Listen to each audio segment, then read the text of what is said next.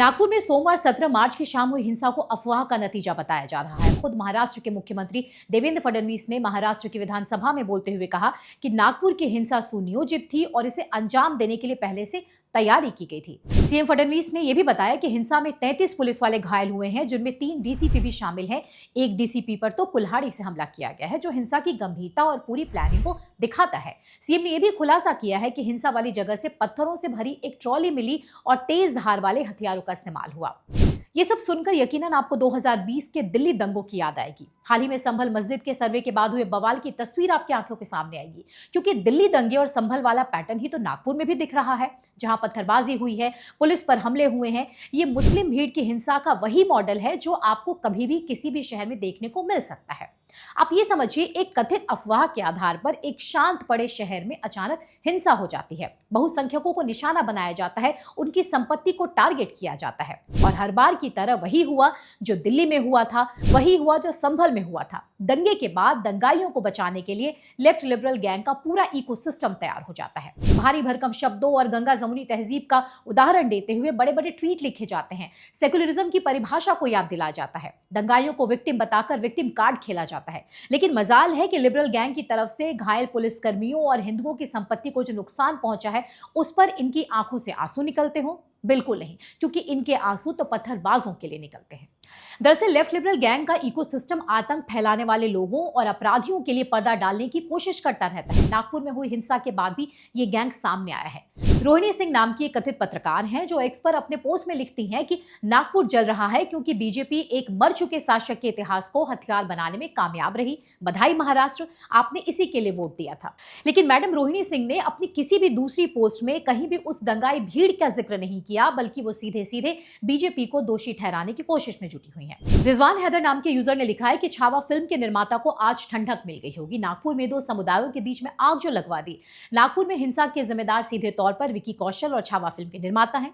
जरा ये सोचिए, ये कैसे अंधभक्त हैं जो मूवी देखकर मोटिवेट हो रहे हैं। वहीं सौरभ नाम के यूजर ने लिखा है कि ये छावा के डायरेक्टर लक्ष्मण उटेरकर हैं। इनकी फिल्म ने अब तक 565 करोड़ रुपए कमा लिए हैं। ये और इनके प्रोड्यूसर एक्टर सब पैसे गिनने में व्यस्त होंगे, और हो सकता है कि दूसरे फिल्म की शूटिंग में भी लग गए हों और सच्चा इतिहास कहकर दिखाई फिल्म का असर नागपुर में देखा जा रहा है। शुरू से कहा था कि ये स्क्रीन का गुस्सा लोगों में उतारने की कोशिश तो नहीं है। उधर सईदा नाम के एक और यूजर हैं, जिन्होंने हिंसा के लिए छावा फिल्म के एक्टर विकी कौशल को जिम्मेदार ठहरा दिया है। इसी तरह परिंदा नाम के एक यूजर हैं, जिन्होंने हिंसा के लिए फिल्म छावा को दोषी ठहराने की कोशिश की है। कुल मिलाकर इस पूरे गैंग ने कभी बीजेपी, तो कभी सीएम फडणवीस को, तो कभी छत्रपति संभाजी महाराज पर बनी फिल्म छावा को दंगों के लिए दोषी बताया है। लेकिन एक बार भी दंगाई भीड़ में शामिल उस समुदाय विशेष के लोगों को दोषी ठहराने की जहमत नहीं उठाई। ये साफ दिखाता है कि लेफ्ट लिबरल गैंग सिर्फ और सिर्फ दंगाइयों को बचाने का नैरेटिव तैयार करने में लगा हुआ है। पिछले सभी दंगों की तरह उन्हें विक्टिम दिखाकर बचाने की कोशिश में जुटा हुआ है, वो भी तब जब दंगाइयों की भीड़ के तमाम वीडियो सोशल मीडिया पर सामने आ चुके हैं। हम ये लगातार देख रहे हैं कि कैसे नागपुर की हिंसा के लिए विकी कौशल और फिल्म छावा पर दोष मढ़ा जा रहा है। लेकिन असली अपराधी तो वो हैं जो बड़ी ही बेशर्मी से औरंगजेब को ग्लोरीफाई करते हैं। क्या सपा नेता अबू आजमी के बयानबाजी ने हिंसा की आग में घी डालने का काम नहीं किया? दोषी उन लोगों को नहीं बताया जा रहा है जिन्होंने औरंगजेब जैसे क्रूर इस्लामिक आक्रांता के लिए कसीदे पढ़े, दिन रात उसका गुणगान किया।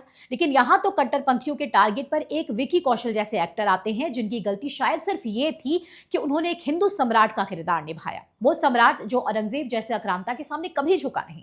आज दोषी छावा जैसी फिल्मों बनाने वाले उस डायरेक्टर को बताया जा रहा है जिन्होंने फिल्म बनाई, जबकि समुदाय विशेष का प्रतिनिधित्व करने वाले नेता से लेकर तमाम तथाकथित पत्रकार शुरुआत से ही फिल्म छावा को प्रोपोगेंडा बताते रहे हैं। वैसे फिल्म में सच ही तो दिखाया गया है। औरंगजेब ने कैसे क्रूरता फैलाई थी, उसने किस तरह से हिंदू मंदिरों को तोड़ा था, उसने कैसे संभाजी महाराज को यातनाएं दी थी। कल तक ये सब हमारे सामने इसलिए नहीं आ पाया था क्योंकि वामपंथी इतिहासकारों ने हमेशा हिंदू राजाओं के कामों को नजरअंदाज कर बाबर, अकबर और औरंगजेब जैसे आक्रांताओं को ग्लोरीफाई करने का काम किया। मतलब कुल मिलाकर लेफ्ट लिबरल गैंग और औरंगजेब का गुणगान करने वाले तथाकथित सेकुलर का राग अलापने वाले लोगों के लिए आज नागपुर के हिंसा के लिए दोषी फिल्म छावा और एक्टर विकी कौशल हैं, सिवाय मुस्लिम आक्रांता औरंगजेब के।